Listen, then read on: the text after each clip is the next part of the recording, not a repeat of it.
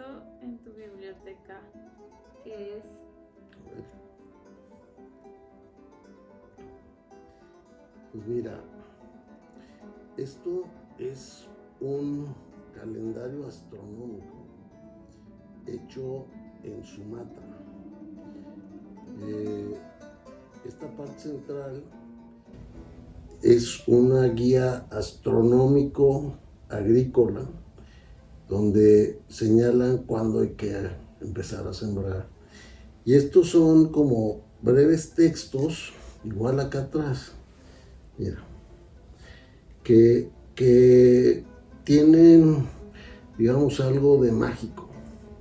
Entonces, a mí, pues este tipo de cosas me llaman mucho la atención como escritura. Oye, ¿y qué es lo que te apasiona de la escritura? Me parece que la escritura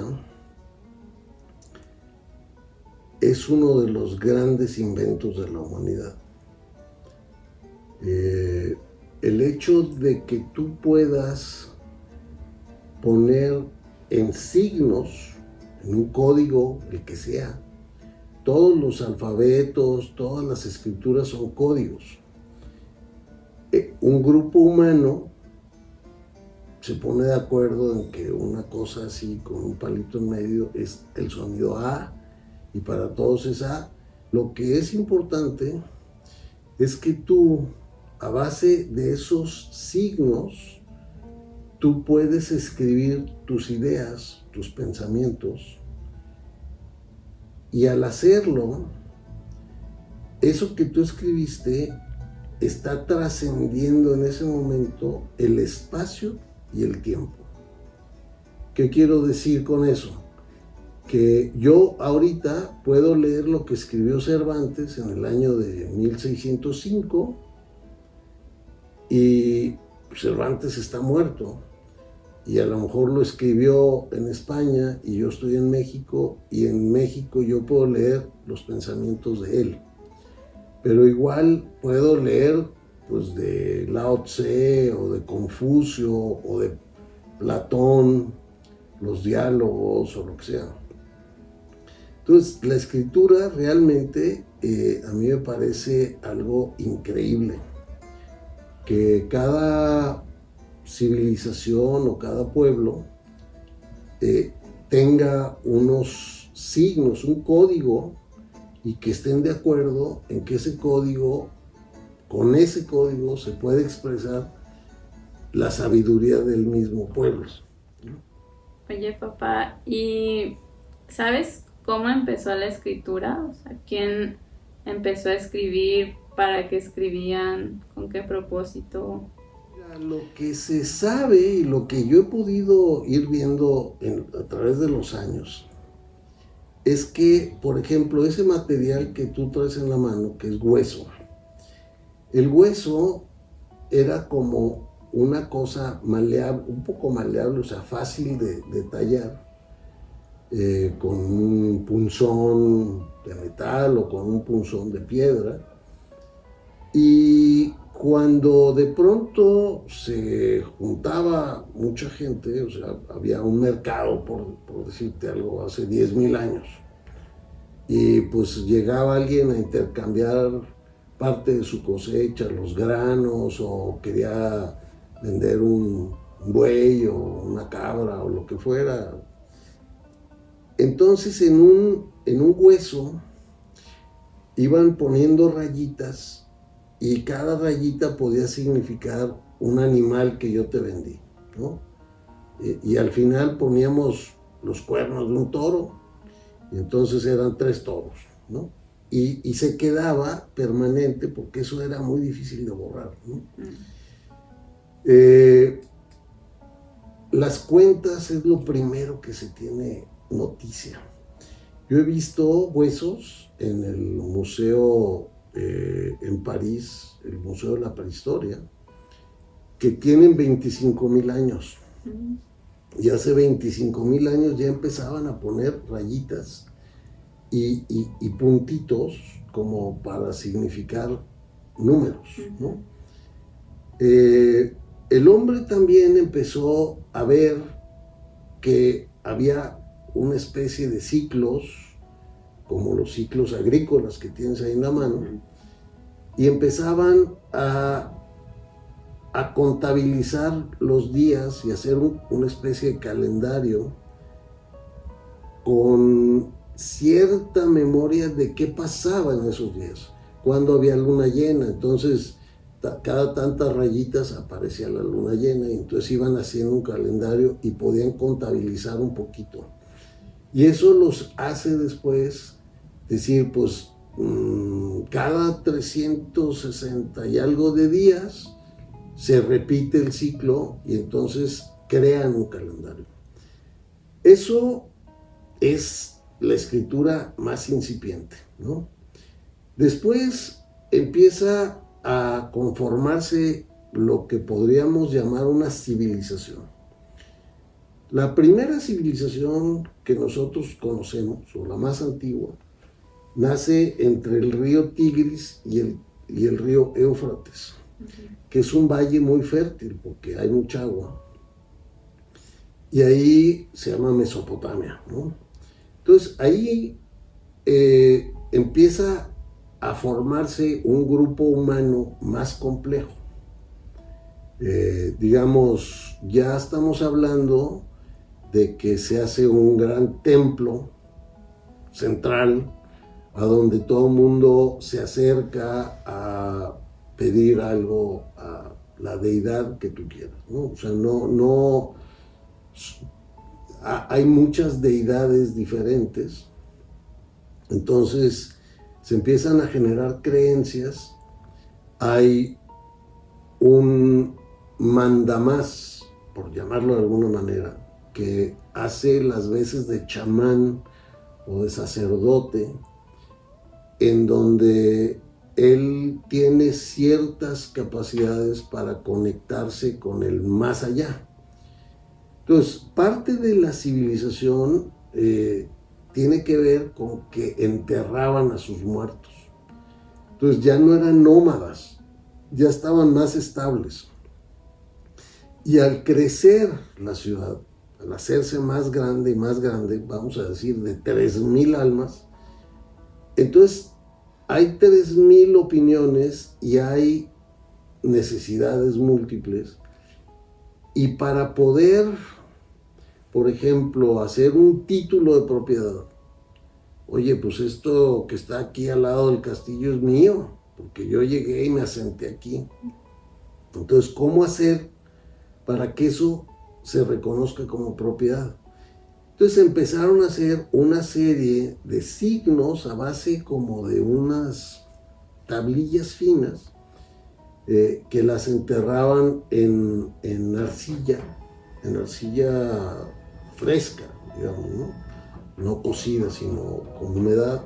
Entonces empezaban a hacer una serie como de escritura en donde se podían decir que había una fecha y que había a lo mejor unos ciertos linderos, y luego eso, ya que todo el mundo reconocía que así era, entonces se metía a un horno, que fuera un horno pues no muy como los de ahora, ¿no? Un horno de leña y eso, y salía con un ladrillito, y en ese ladrillito aparecían la fecha, quién era la persona, etcétera, etcétera. Al varias personas aceptar esos códigos, o sea, no todo el mundo los conocía, no todo el mundo sabía leerlos, ¿no? Pero la gente principal se ponían de acuerdo para aceptarlos, ¿no? Entonces, si ya, por ejemplo, había una especie de numerología, ya se podía decir que el rey fulano, y ponían el nombre del rey, en tal año reinó en estas tierras, por decir algo, ¿no? Y eso también se hacían inscripciones en piedra y se ponían como unas señales en las entradas de los edificios. Y eso nos ha permitido a nosotros poder reconocer cuando hay escrituras en piedra. Sobre todo la piedra es lo que más ha subsistido. Pero hace no mucho resulta que en esa zona se derrumba un edificio y encuentran 22,000 tablillas de arcilla. Era como una biblioteca de arcilla. Es maravilloso porque ya con el conocimiento que se tenía avanzado de los textos en piedra y demás, ya se han podido descifrar todas esas tablillas. Y yo he visto tablillas que hablan de matemáticas. Wow. De hace 5,000 años, más o menos, que hablan de poesía. En el Museo del Louvre hay una parte, hay unas vitrinas llenas de estas tablillas. A mí me maravilla, ¿no? Claro. Ellos desarrollaron una escritura que acá en América, pues los indígenas que vivían aquí, pues no podían identificar, ni los europeos, ni los chinos, ni nadie, ¿no? Más que ellos. Uh-huh. El valle fértil lo identifican como una media luna, y esta media luna tiene una punta en Egipto y otra punta en Mesopotamia, porque es un valle verde, verde, verde. Y los egipcios, con la fertilidad que tenían por el río Nilo y demás, empezaron a desarrollar otro tipo de escritura, otro código diferente, a base de jeroglíficos. Entonces te ponían una besita a pie, así levantada, o te la ponían volando, o te ponían algún tipo de elemento que para ellos significaba algo. Entonces eso lo empiezan a pintar en los féretros, que metían a bóvedas muy selladas, y por eso nos han llegado a nosotros intactos. En el Valle de los Reyes, por ejemplo, han encontrado tumbas con muchísima escritura y se han recuperado muchas cosas. O sea, ya hoy por hoy se puede leer todos los jeroglíficos egipcios. Y también pues hacen referencia a que el faraón fulano vivió aquí de tal tiempo a tal tiempo y reinó así, y se puede saber más o menos el orden de los faraones, cómo se llamaban, etc. Entonces, cada civilización empezó a desarrollar su propia escritura, y es por eso que vamos a encontrar en el mundo muchos tipos de escritura con signos completamente distintos. Eso es lo que a mí me maravilla, ¿no? O sea, yo busco cosas chinas, japonesas, de Sumatra o de Bali, o cosas árabes, persas, ¿no? Sí. Me encanta, o mayas, en fin. Ya que mencionas las diferentes escrituras que se han desarrollado en todo el mundo, ¿podrías tú diferenciar la escritura china de la japonesa? Uh-huh. Fíjate que Japón estuvo muy influido por la escritura china. Los kanjis chinos tienen un significado en sí mismos, uh-huh, y en ciertas secuencias pues, se completan las ideas, ¿no? Y los japoneses, para diferenciarse de los chinos, desarrollaron otro tipo de escritura que a mí es la que más me gusta, que es, aquí tengo un ejemplo, que es esto. Voy a enseñar, que es una escritura silábica en donde con un pincel de arriba abajo van escribiendo sílabas como si fuera una cascada, ¿no? Sí, con un nivel de sensibilidad del las puntas del pincel y demás. Y generalmente son poemas. Este es un poema. Este es un poema japonés. Y a mí es la escritura de las que más me han llamado la atención, de las que he podido ver de frente. La china es una escritura que tiene 5000 kanjis. Y pues imagínate lo complejo que es de aprenderte el significado de cada kanji. Se supone que Japón, digamos, la civilización japonesa florece a partir del año 800. O sea, no es tan antiguo Japón.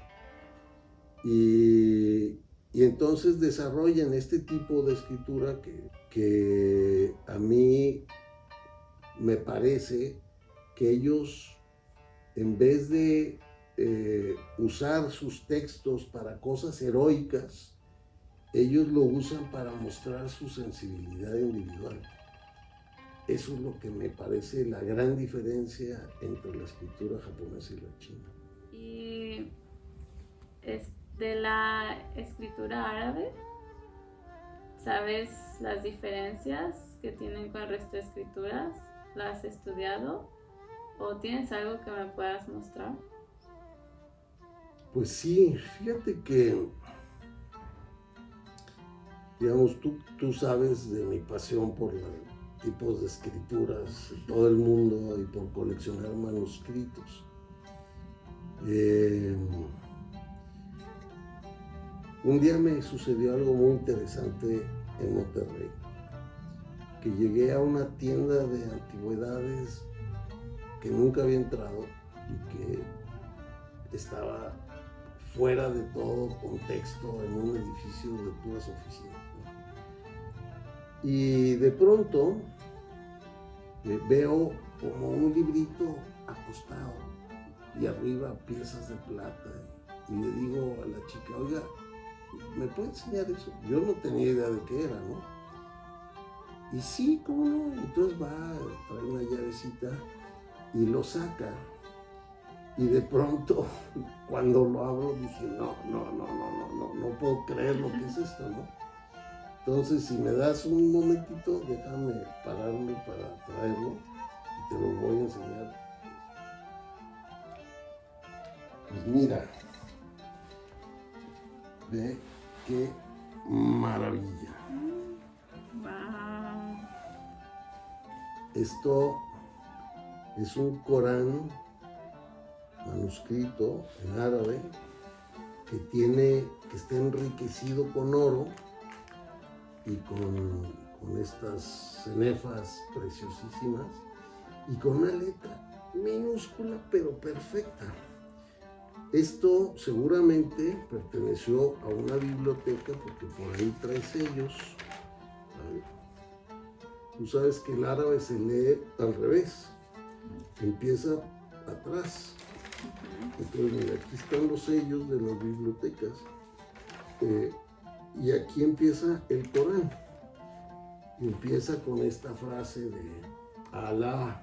Entonces se escribe al revés, de derecha a izquierda, y se lee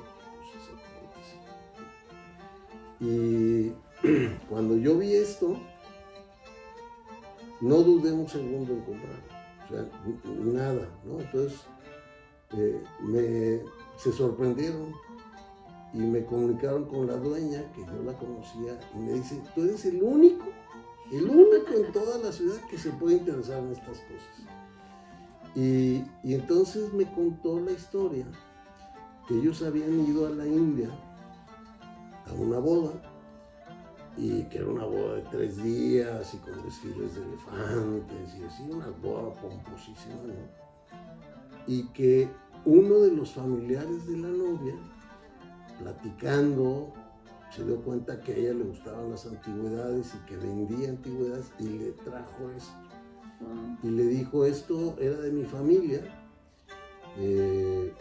pero no soy musulmán y no me interesa conservarlo, y se lo vendió. Y ella se lo trajo a Monterrey y pues, ¿quién iba a saber que yo me iba a topar con esto. Y esto es muy interesante porque, digamos, a diferencia de las primeras escrituras que eran en hueso o en piedra o lo que sea, esto está escrito sobre un papel pulido con ágata. Entonces te le da un brillo especial a este papel y se puede hacer esta escritura tan refinada, ¿no? Porque si te fijas es una perfección impresionante, ¿no? Sí. Tengo otras cosas que te puedo mostrar. Me voy a parar tantito para traértelas. Mira, esto también, el tema es árabe. Okay, ve la perfección que tiene. Es una escritura con una caligrafía también maravillosa.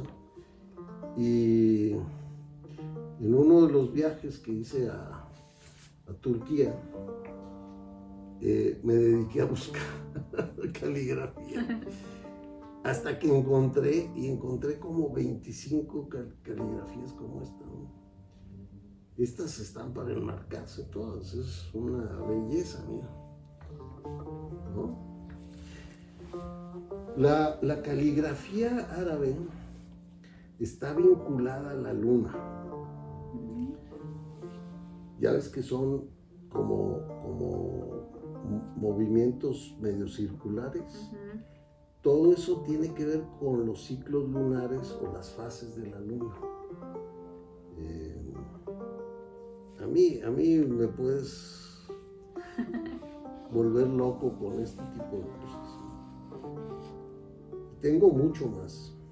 Una maravilla, ¿no? Qué belleza. Y los marcos también están hechos a mano, todo. Es una cosa preciosísima. Sí. Oye, y además del papel y el hueso, ¿en qué otros soportes se han utilizado para la escritura y qué civilizaciones los usaban? Bueno, yo te hablé también de la piedra. Sí. Mira, en París, en el Museo del Louvre, hay unas esculturas monumentales, así como de unos bueyes, unos animales que eran la entrada, y hay unas piedras de 350 de un Gilgamesh, que es uno de los dioses más antiguos que se conocen, que está cargando como un leoncillo. Y dentro de la textura de la ropa está escritura también en la piedra, y eso tiene 5,000 años. O sea, es una maravilla, ¿no? Por ejemplo, los mayas también escribieron mucho en piedra. Allí en Honduras, a lo mejor tú conociste el templo de los 1000 glifos, uh-huh, en Copán, que en la escalera todo está, hay una escritura, ¿no? Y uh-huh, también en grandes piedras yo recuerdo que hay mucha escritura. Una de mis pasiones en la vida ha sido localizar escrituras diversas en piedra. ¿Y por qué me da por la piedra? Bueno, pues uno, porque cuando alguien dice una frase así sonora, dicen, esta es una frase lapidaria, queriendo decir que si tú la escribes en piedra, va a durar para siempre. Y no es cierto. Entonces a mí me da por buscar piedras inmersas en la arquitectura o sueltas o en donde ya casi no se ve. O sea, que está en griego antiguo, pero ya apenas si alcanzas a reconocer partes, ¿no? Entonces, ni siquiera la piedra es eterna, ¿no? Eso es lo que quiero decir. O sea, no hay nada que garantice la perdurabilidad. Entonces, la piedra es lo que veían todas las civilizaciones como lo más duradero. Y por ejemplo, aquí en América, en Mesoamérica, los olmecas, que tienen 2500 años atrás, se conoce la civilización, en ciertas esculturas hay ciertos glifos, ciertos, ¿no? Pero poquita escritura, ¿no? Realmente tú no puedes decir que desarrollaron una escritura con la que podían hacer literatura. Los mayas, por ejemplo, fechas, nombres de ciudades, o sea, este señor fue rey de Cabá del año tal al año tal. Eso sí se tiene identificado. O por ejemplo, en la cerámica, los vasos mayas también tienen escritura con glifos. Y por ejemplo, en el Museo de Boston, te presentan el vaso y luego tú tienes un panel aquí abajo donde puedes desenrollar, le haces así y desenrollas todo el vaso, te queda como una pintura plana. Y entonces ves la escritura y te dicen qué significa cada glifo, y generalmente era: este es el vaso para tomar chocolate de fulano. O sea, no eran textos así muy poéticos que digamos, ¿no?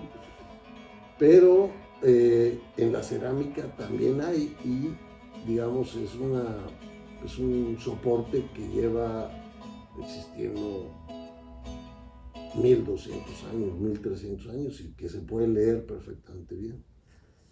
Yo tengo una de mis piezas consentidas de escritura, que es así, la más preciada, que es una pieza maya.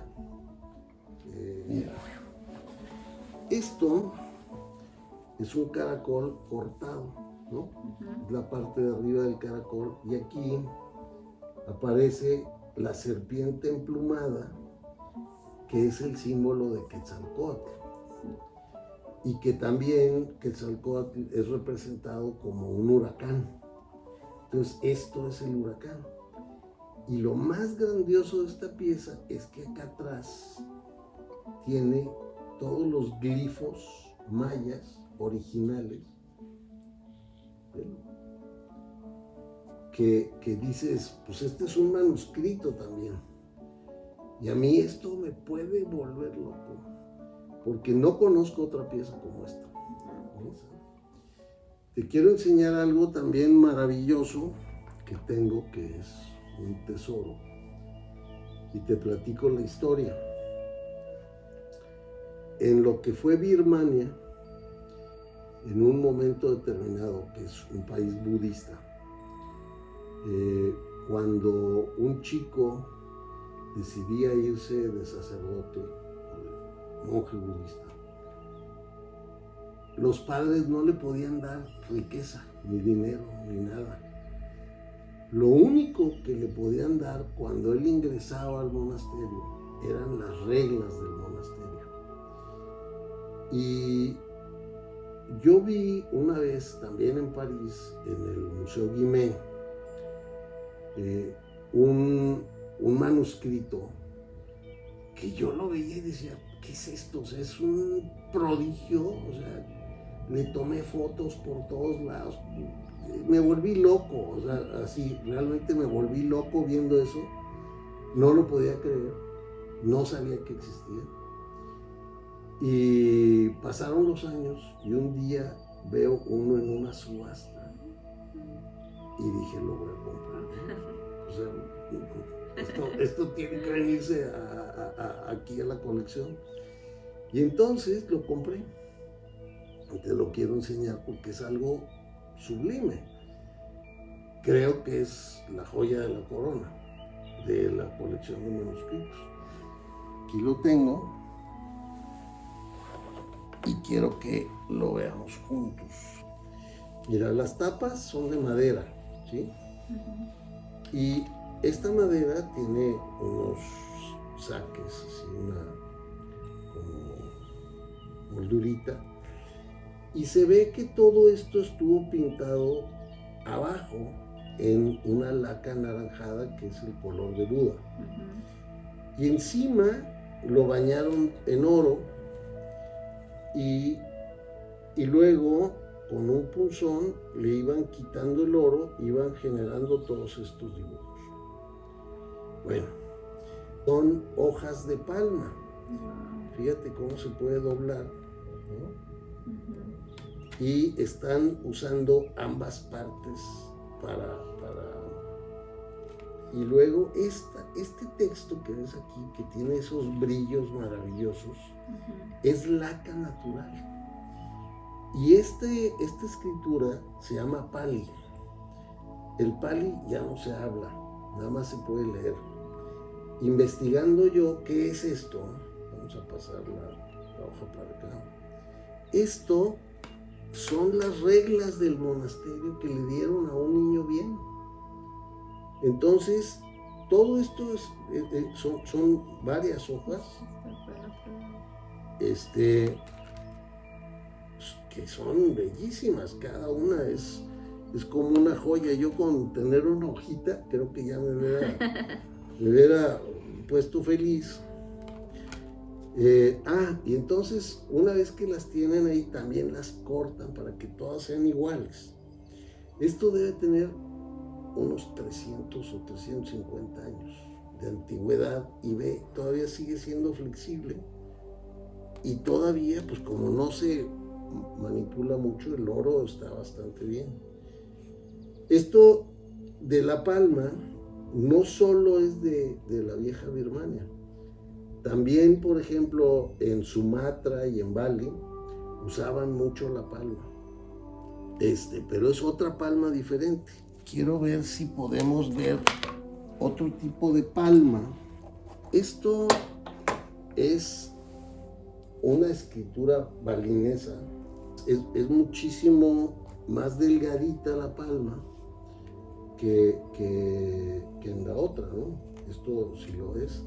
Tiene también el anaranjado budista y el oro en los cantos. Entonces, esto viene medio suelto. Esto es muy interesante porque al ser tan delgaditas, pues son muchísimo más flexibles que las otras, ¿no? Mira, es casi como papel. Entonces, esta escritura, esto que ves aquí, se escribe con un punzón muy fino y el escribano no ve lo que está escribiendo, porque él cuando está escribiendo está haciendo una incisión en el papel o en la palma y no lo puede leer. Cuando termina, con un trapo cargado de negro de humo, lo pasan encima y aparece el texto. Y se incrusta, o sea, esto está incrustado, no lo puedes borrar eso. Entonces, si algo está mal, lo lee y le pone un puntito diciendo aquí me equivoqué, pero mira, por atrás también, por ambas caras está escrito. Y esto deben ser, no sé, unas 200 hojas de palma. Esto va desde Sumatra hasta Bali, abajo, es todo Indonesia, que hacen estas cosas. Ahora, tú me preguntabas de los soportes. Un soporte también muy importante que no hemos hablado es el pergamino. El pergamino en Oriente Medio, que había grupos de pastores y demás que tenían muchas cabras, empezaron a usar la piel de los animales, sobre todo los más jóvenes, le sacaban la piel, obviamente se comían la carne y todo, y le quitaban todo el pelo. Lo metían en unos ollas también hirviendo con cal o con otras cosas, ¿no? Y al sacarlas, les quitaban todo el pelo y las restiraban y las tensaban muy bien, y entonces eso se usaba como soporte de la escritura. Entonces, por ejemplo, toda la Edad Media en Europa, pues no conocían el papel. Entonces hacían todos sus escritos y los libros religiosos y los libros de horas en esto que se llama pergamino. Y cuando era muy fino, que eran de animales por lo general no natos, que abrían a la cabrita y le sacaban la cabritilla, eso se llama velum. Y ese velum es súper fino y casi parece papel. A diferencia del papiro, aquí sí se podía escribir por los dos lados. O sea, a ver, vamos a recapitular un poquito sobre los soportes, porque digamos, en piedra, pues la piedra es el límite, ¿no? Y a veces, pues, por muy grande que sea la piedra, si escribes muy alto, pues no se puede leer, ¿no? Entonces, tu superficie utilizable está limitada a una parte de la piedra. Hay una piedra famosísima que está en París, que es el Código de Hammurabi, que está en cuneiforme y que es también hermosísima. Es una piedra pues, más alta que un ser humano. La arcilla pues también tenía dificultades porque no podías hacer una cosa muy grande, se rompía muy fácilmente. Entonces, que o eran conitos o eran laminillas breves. Y cuando los egipcios inventan el papiro, podían hacerlo muy largo, tan largo como quisieran, porque lo enrollaban, y entonces todo lo que se escribieran en rollos, y luego hacían unos tubos de metal donde lo guardaban, y así se hizo la Biblioteca de Alejandría. El libro de los muertos en un solo papiro y en muy buen estado, y debe medir entre 8 y 10 o 12 metros de largo el papiro, y está desenrollado y en exhibición. El papel llega después. El papel lo inventan los chinos en el año 105. Se sabe quién inventó el papel. Lo conocen los árabes, porque los árabes invaden China en un momento determinado, el año 750 y algo. Empiezan a fabricarlo también los árabes y lo ingresan a Europa por España, donde se hacía un poco de papel, pero como que no les gustaba el soporte, preferían la piel, ¿no? Como que era más durable. Y fueron los italianos los que empezaron a producir papel, mucho más papel, y hoy por hoy los mejores papeles, el Fabriano, son italianos, ¿no? Papel de Amalfi. El pergamino se usó mucho también, por ejemplo, para documentos. Esto es un pergamino fechado en 1690, por aquí está, 1690, y es un contrato de arrendamiento donde pues hablan de que fulano de tal le renta por tanto a otro fulano ante la presencia de los reyes como testigos y demás. Y todo esto está hecho de puño y letra, lo cual me encanta. Tú puedes sentir el pergamino, está impecable, el papel se puede picar más fácilmente y esto dura mucho. Incluso las pastas de muchos libros se hacían de pergamino. Entonces este es otro soporte muy importante. Y yo tengo mucho pergamino. Por ejemplo, esto es otro escrito en pergamino muy fino. Es griego, como del siglo X. No he podido, o si lo hice, no me acuerdo, descifrar muy bien de qué habla el texto. Es en griego clásico y es manuscrito. Y todo está en pergamino, ¿no? Entonces, esos son los soportes. Cuando se empezaron a usar los pergaminos, el tamaño del de la piel del animal, lo tenían que cuadrar, ¿no? Entonces lo recortaban y luego lo doblaban a la mitad y quizás también lo recortaban, y esa piel la doblaban y te quedaba como un cuadernillo, y si le metías la otra parte de la piel adentro y con aguja e hilo lo cosías, te quedaba un sistema para escribir por ambas caras. Y luego se dieron cuenta que podían unir todos esos cuadernillos y hacer un libro. A esos libros, que no se llamaban libros, se llamaban códices, los usaban para hacer los libros para los reyes, los príncipes, los libros de horas para los grandes jerarcas eclesiásticos. Eso empezó gracias a que en Grecia otro soporte que se usó mucho, yo no tengo ningún ejemplar de eso, era unas tablas de madera, no muy grandes, que les hacían un resaque en el interior como de 1 milímetro, milímetro y medio, cuando mucho, y lo rellenaban de cera.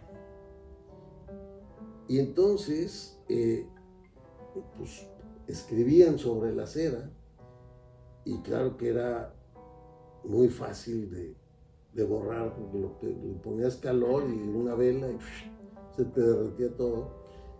Pero muchos documentos, por ejemplo, de compraventas o de títulos de propiedad, se hacían en 2 tablillas que se pegaban las partes de adentro, y se les ponían unos amarres.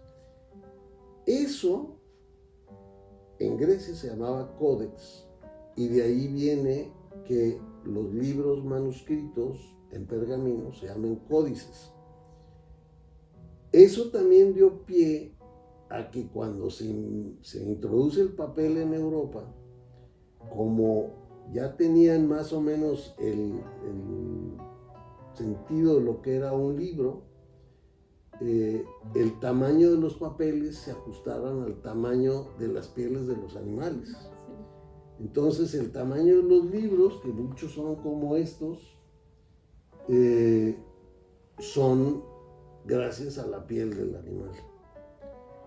Y digamos, ya cuando nace la imprenta, pues ya prácticamente empieza a desaparecer el manuscrito. Existen desde luego muchos, ¿no? A mí me interesan todos los manuscritos, sobre todo tengo muchísimos manuscritos de libros de cocina. O sea, la gente hacía sus recetarios y le ponía, y son simpaticísimos, porque generalmente quienes escribían no sabían nada de ortografía, ¿no? Entonces te escriben cebolla con S, con V, así, ¿no? Huevo te lo ponen o sin H o con G, en fin, son muy simpáticos de leer. Entonces, para mí, el juntar manuscritos me conecta con la persona físicamente, ¿no? Un libro posiblemente el autor ni lo tocó, nunca, porque él lo da a la imprenta y la imprenta hace todo el tiraje, y él ni se da cuenta cuando salen de la imprenta sus libros. Pero una cosa manuscrita a mí me parece muy preciada, mucho más que cualquier otra cosa. Entonces yo tengo también libros como de este tamaño, un poco más grandes, en papel, que los monjes copiaban, por ejemplo, los cursos de teología o los cursos de derecho, o lo que sea, copiaban todo el libro con letra preciosa, y entonces son manuscritos que desde luego no es el original del autor, pero sí se siente la presencia de alguien atrás, ¿no? En fin, pues este es el mundo del manuscrito. Oye, te he escuchado mucho hablar de los facsímiles. ¿Qué es un facsímil? Yo sé que es una copia, pero ¿a ti qué tanto te importa que sea una copia y no un original al momento de coleccionarlos? Un facsímil es realmente una copia. Se trata muchas veces de hacer las copias idénticas al original, exactas. Es decir, si le falta un pedacito de hoja, ese pedacito de hoja se le quita, ¿no? Entonces, hay cosas que están dentro de las grandes bibliotecas.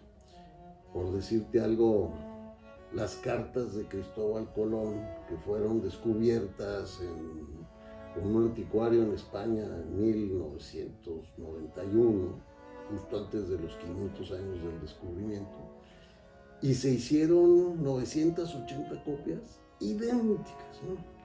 Y claro, cuesta 20,000 pesos un ejemplar, pero tienes el ejemplar idéntico al que está dentro del museo. Igual, por ejemplo, está la relación de Michoacán, que es otro documento precioso sobre estas tierras, que fue hecho en 1541, 45 por ahí, en donde se relata la historia de los habitantes que eran tarascos o purépechas cuando llegaron los españoles aquí. Y de ese libro que está en el Escorial se hicieron 980 copias certificadas ante notario, etcétera, etcétera, numeradas, y también tener una. Tú dices, pues nada más esta cosa está en 980 bibliotecas. Cuando tú incorporas eso a esta biblioteca, pues estás incorporando algo valioso, ¿no? Y el original, como quiera, nunca lo vas a poder tener. Entonces, por ejemplo, a mí no me importa coleccionar facsímiles, que son hermosísimos. Conseguí, por ejemplo, facsímiles del libro de Kells, que es uno de los libros que se conservan originales más antiguos, un códice que está en Irlanda, que es una maravilla. Y yo había visto una que otra foto por ahí, ¿no? Pero tener todo aquí es algo muy emocionante, ¿no? Sí te cuesta porque quien lo hace, pues lo hace con una finura excepcional. Y, por ejemplo, conseguí unos facsímiles que aprecio mucho, que son tesoros de la historia de Francia. Y como ejemplo te pongo un papelito chiquitito que escribe con su puño y letra María Antonieta horas antes, si acaso una hora antes de morir, ¿no? Entonces tú ves que dice, ay mi Dios, ya no tengo más lágrimas para llorar por mis hijos, te pido me ayudes, etcétera, etcétera. Y en ese papelito hay manchas que corresponden a sus lágrimas. Wow. Dices, pues, sí me interesa tenerlo, ¿no? Y así como eso, por ejemplo, hay cartas de Napoleón felicitando a sus soldados cuando ganaron la batalla de Austerlitz, o hay cartas de Luis XVI o de Luis XIV. Y yo digo, bueno, es que es muy emocionante tenerlas en tus manos, aunque sean una copia, pero son copias idénticas, ¿no? El original lo tienen en los archivos nacionales de Francia, en el Museo Carnavalet, todo eso, ¿no? Entonces, hay mucha gente que dice, no, yo solo los originales. Yo digo, pues si yo no puedo distinguir la diferencia entre un original y una copia, ¿qué más me da tener la copia? Para mí vale lo mismo la copia que el original, porque a mí lo que me interesa es el contenido, ¿no? Digamos, ¿qué más me da tener el manuscrito original de la novena de Beethoven? No lo voy a poder tener nunca. pero a lo mejor puedo tener una copia y puedo sentir la escritura de Beethoven. Yo creo que la gente a veces exagera entre la originalidad y la no originalidad. Y para mí, cuando tú lees un libro, por ejemplo, de García Márquez, pues no es el manuscrito de García Márquez, lees el contenido y lo que te importa no es si la portada o si son las palabras y la historia que está contando. Y a lo mejor de ese libro hay 100,000 ejemplares. Y tú lees el que tienes en tus manos y tienes acceso a ese pensamiento de García Márquez. Ahora, si de pronto te ofrecen una carta que firmó García Márquez dirigida a Carlos Fuentes, o dices, ah, caray, y te lo ofrecen en 3,000 pesos, dices, pues lo puedo comprar, ¿no? Y la tienes. ¿Qué otros hallazgos has tenido que te hayan sorprendido y que también sean manuscritos? Te platico. Un día,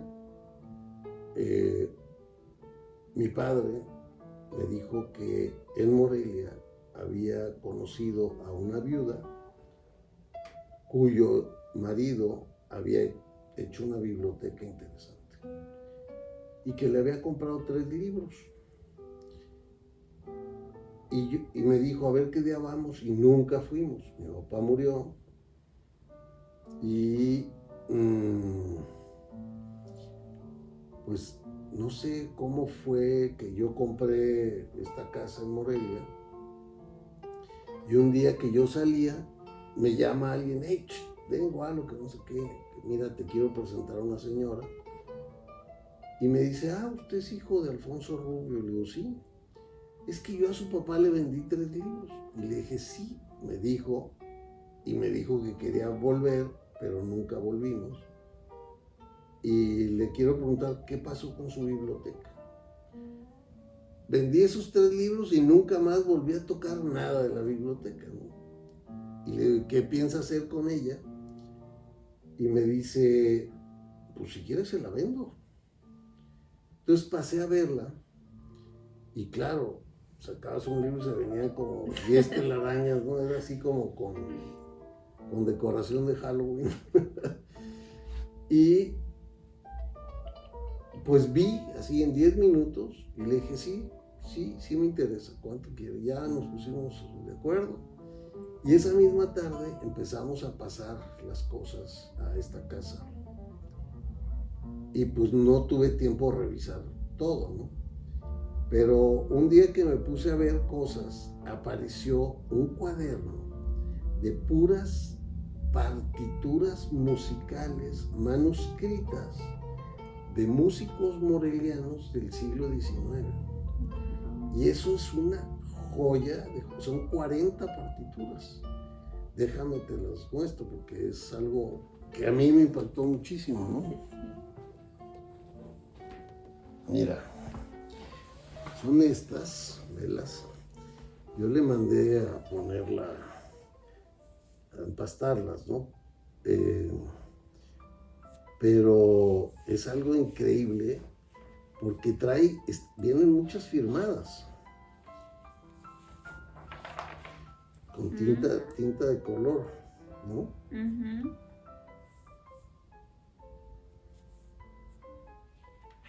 Y un día estábamos aquí en la casa y nos pidió gente de alto nivel de gobierno que si podíamos recibir a un ministro español que era ministro de Administraciones Públicas de Zapatero, que había venido a dar unas conferencias, a presentar un libro. Y yo invité a un pianista a que amenizara un ratito mientras tomábamos una copa. Y le dije al pianista, oye, ¿tú crees que puedas leer esto? Porque lo puedas tocar. Y lo vio y me dijo, sí. Y entonces, estando gente de gobierno y gente de España, empezó a tocarlas y es como si fuera música de Chopin. Y entonces dice este señor ministro, que se llama Jordi Sevilla, dice, ya está. el cuaderno olvidado. Hagan un disco con esto. Y efectivamente lo hicimos. Wow. Y ahí lo tengo. Te voy a regalar una copia para que la tengas. Entonces, no se grabaron las 40 partituras, sino se grabaron, pues yo creo que serán unas 20, la mitad. Pero sí se recuperó esta música que seguramente nunca la habían tocado y no se había grabado, desde luego. Sí. Qué impresionante. Oye, pues ya nos están hablando a cenar. ¿Cómo ves? Me dio mucho gusto platicar contigo, que Sí. me mostraras tus tesoros y que me platicaras, me transmitieras toda tu pasión por la escritura y por los manuscritos, sobre todo. Pues yo también, feliz de estar contigo y compartir esto. Pues vamos a cenar, ¿qué te parece?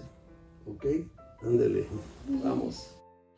Si te ha gustado este video, podrías suscribirte a nuestro canal y darle un me gusta. Nuestro canal no persigue ningún fin de lucro, ni ahora ni nunca lo hará. Gracias.